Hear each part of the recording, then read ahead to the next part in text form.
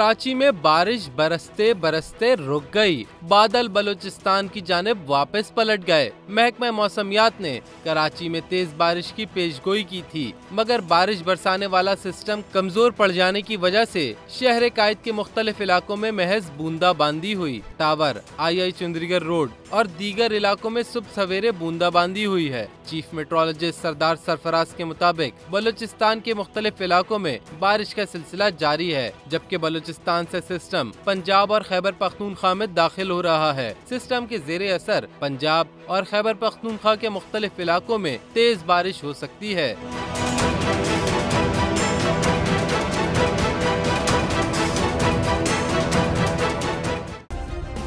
Subscribe करें और bell दबाएं ताकि कोई खबर रह न जाए।